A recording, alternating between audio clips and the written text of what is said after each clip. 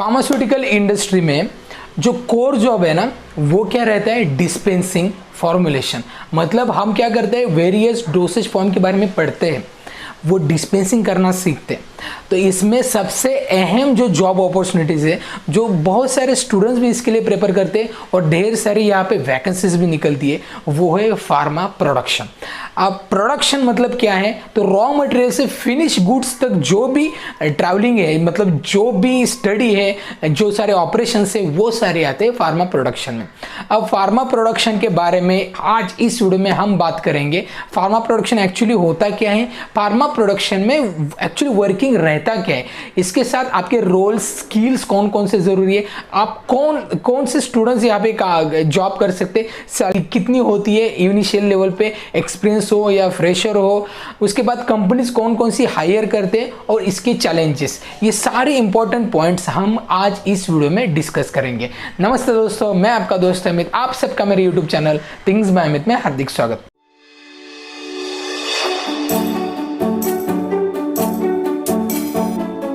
Pharma industry में अलग अलग सेक्टर है।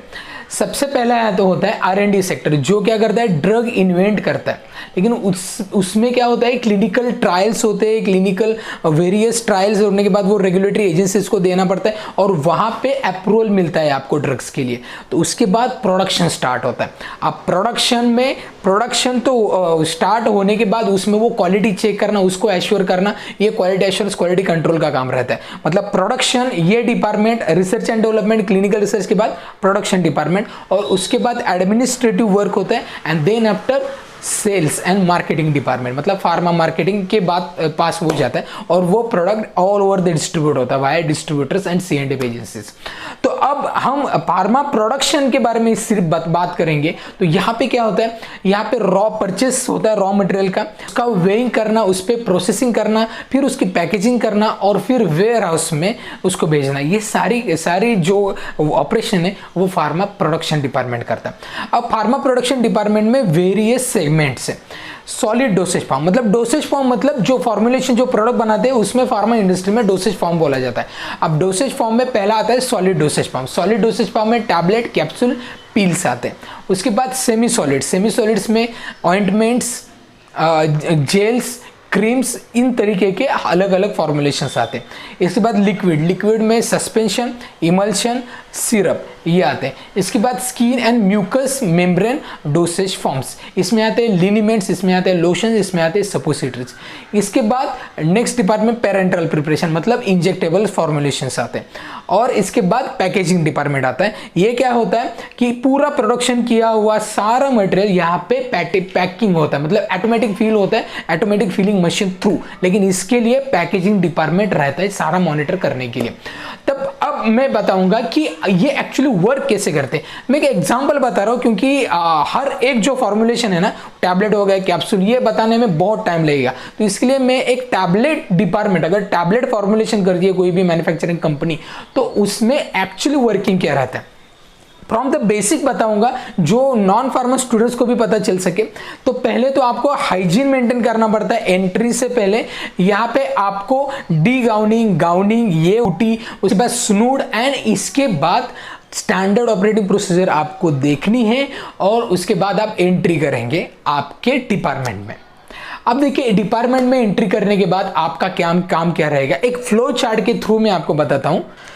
Receiving area, receiving quarantine, then raw material approved, then dispensary, then mixing granulation, then tablet punching section, then coating section, then quality control section, then in process quarantine, then approved final product, then packaging and then shipping। अब normally ये procedure होते हैं।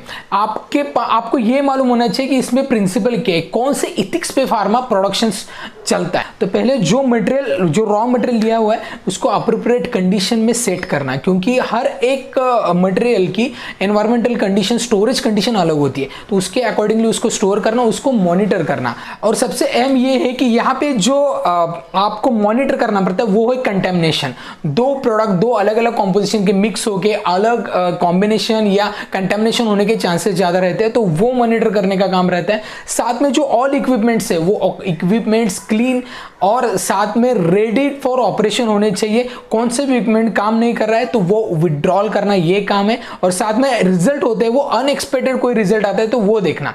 अब देखिए जो medicine बनते हैं ना, जो मैन्युफैक्चरिंग होती है उसमें उसकी क्वालिटी चेक करने का काम क्वालिटी कंट्रोल डिपार्टमेंट का रहता है। सो वो रहते हैं कि जब प्रोडक्शन होता है इन बिटवीन प्रोसेस, जो बैच मैन्युफैक्चर होता है लगभग 10 लाख 20 लाख इवन 50-60 लाख तक बैच रोज के रोज विड्रॉल होते हैं, जो टैबलेट्स के, पिल्स के, कैप्सूल के, वेरियस फॉर्मुलेशंस के होते हैं, डिपेंडिंग ऑन द आपके जो टारगेट दिया होता है, depending on the capacity of the machine, ये सारा ऑपरेशन चलता रहता है। तो वो क्वालिटी कंट्रोल चेक करता है और आगे जाके क्वालिटी कंट्रोल के सारे formulations according to the good manufacturing practice है कि नहीं, ये क्वालिटी एश्योरेंस फाइनल करता है। और टैबलेट किस तरीके से मैन्युफैक्चर होती है स्टेप बाय स्टेप मैं आपको बताता हूं। उसमें पहले तो डिस्पेंसिंग होता है, इसके बाद साइजिंग, एप्रोप्रिएट साइज है कि नहीं ये चेक किया जाए, बाद पाउडर ब्लेंडिंग होती है, मतलब ड्रग सब्सटेंस और एक्सिपिएंट मिक्स किया जाता है, फिर ग्रैनुलेशन होता है, लेयर फॉर्मेशन यहाँ पे देखा जाता है, इसके बाद ड्राइंग एंड ड्राई स्क्रीनिंग, यहाँ पे वेट ग्रैनुलेशन होता है तो वो उसमें ड्राइंग किया जाता है, और उसके बाद फर्दर फॉर्मेशन होता है, उसके बाद टैबलेट का कॉम्प्रेशन होता है, और लास्ट है कोटिंग है, जहाँ पे जो टैबलेट की ऑर्डर होती है ये हाइड करने की कोशिश होती है। सो ये एक प्रोसीजर मैंने बताया टैबलेट्स की, मतलब मैंने बताने का मतलब यही है कि ये सारी प्रोसीजर स्टैंडर्ड ऑपरेटिंग प्रोसीजर होती है, उसको आपको फॉलो करना होता है, उसके सारे इथिक्स, ये सारे मीनिंग आपको मालूम होने चाहिए। इसके लिए सिर्फ अप्रोप्रिएट पर्सन को ही इस डिपार्टमेंट में एंट्री होती है। इसके लिए bachelor of pharmacy is one of the finest requirement in pharma production.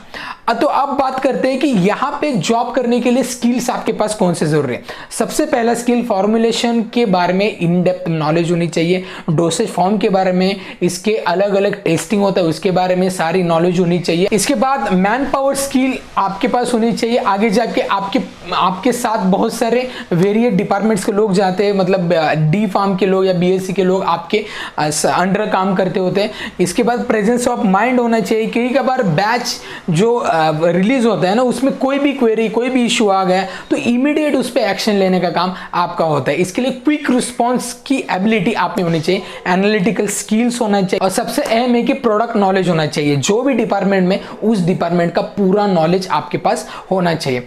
Actually इस डिपार्टमेंट में एंट्री लेवल पे अगर जॉब करते हैं तो शुरुआत में आपको दिक्कत ही आती है, बिकॉज यहाँ के सारे प्रोसीजर्स को फॉलो करने में थोड़ा सा टाइम लगता है आपको वो अप्लाई करने में, और उसके बाद आपकी टीम आपके सारे लोगों से अच्छी खासी मतलब एनवायरमेंट फ्रेंडली होगा तो उसके बाद काम बहुत ही आसान रहता है। आपको स्टैंडर्ड ऑपरेटिंग प्रोसीजर ही होती है वही फॉलो करनी होती है, दैट्स इट। ज़्यादा चैलेंजिंग का काम रहता नहीं है, बट आपके पास पूरा नॉलेज यहाँ पे होना चाहिए हर एक चीज़ के बारे में। एंट्री लेवल तक ही यहाँ पे थोड़ा स्ट्रगल है, जब आपने एंट्री कर ली उसके बाद बहुत ही ईजी हो जाएगा, स्मूथ ऑपरेशन हो जाता है।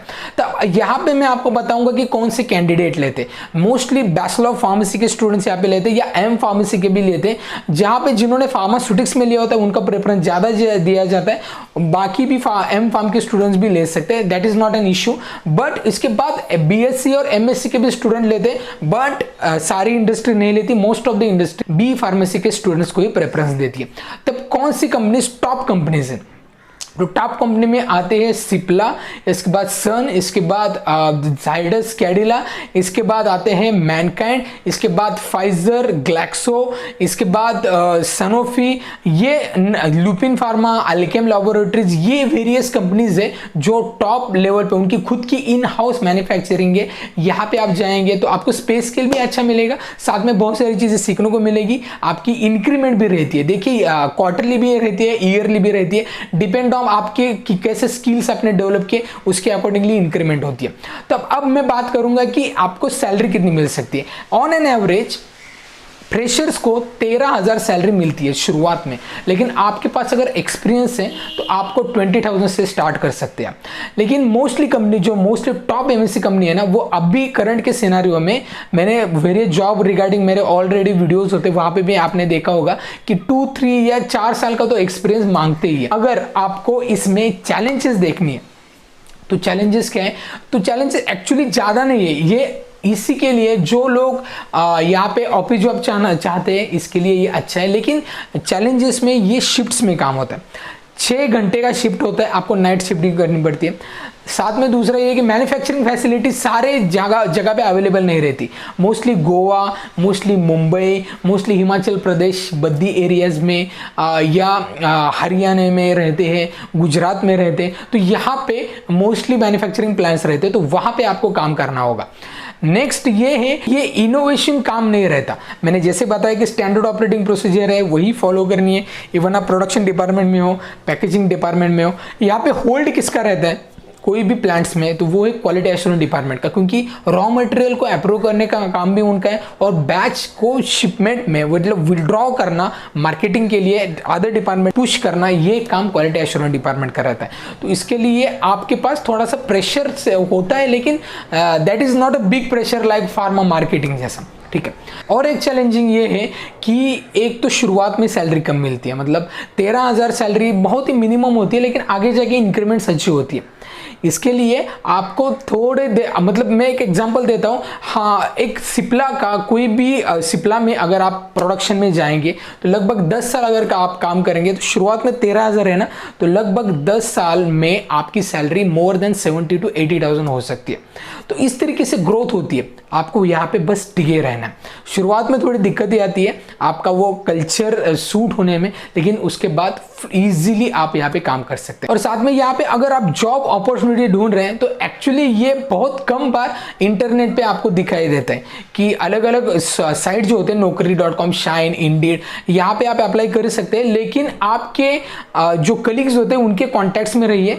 बहुत सारी अपॉर्चुनिटीज होती है, बहुत सारी जो अपॉर्चुनिटीज होती है रेफरेंस थ्रू ही फिलअप किए जाती है बड़ी बड़ी कंपनीज में। सो दैट इज वाई आप उनसे कनेक्टेड रहिए। जो एलुमनी होती है आपकी कॉलेजेस की, उसमें जो सीनियर कॉन्टैक्ट्स में आपके, तो उनसे कॉन्टैक्ट में रहिए। देयर इज डेफिनेटली वैकेंसीज बहुत बार निकलती है, क्वार्टरली या मंथली भी वैकेंसीज बहुत बार निकलती है। तो इससे आप वहाँ पे ध्यान दीजिए कब कहाँ वैकेंसी निकलती है। You can apply for this also. बहुत बार वॉक इन इंटरव्यू भी होते हैं, तो वॉक इन इंटरव्यू होते हैं वो उनके प्रोडक्शन प्लांट्स में होते हैं, तो आपको डायरेक्टली वहाँ पे जाना पड़ता है। इसके लिए आपको देखना पड़ेगा कि वैकेंसी जो जब एडवर्टाइज निकलती है तो लगभग सिर्फ 4 या 5 दिन पहले ही एडवर्टाइज निकलती है। इसके लिए आपको वो भी ध्यान देना पड़ेगा। So that is how you can apply in production department. So I hope ये वीडियो आपको अच्छा लगा होगा। वीडियो अच्छा लगता है, वीडियो का कंटेंट अच्छा लगता है तो वीडियो को लाइक कीजिए, चैनल को सब्सक्राइब करना बिल्कुल मत भूलिए और ढेर सारे लोगों तक ये वीडियो शेयर कीजिए। तो इस वीडियो में इतना ही, मिलते हैं नेक्स्ट वीडियो में, तब तक बी हेल्दी, बी हैप्पी।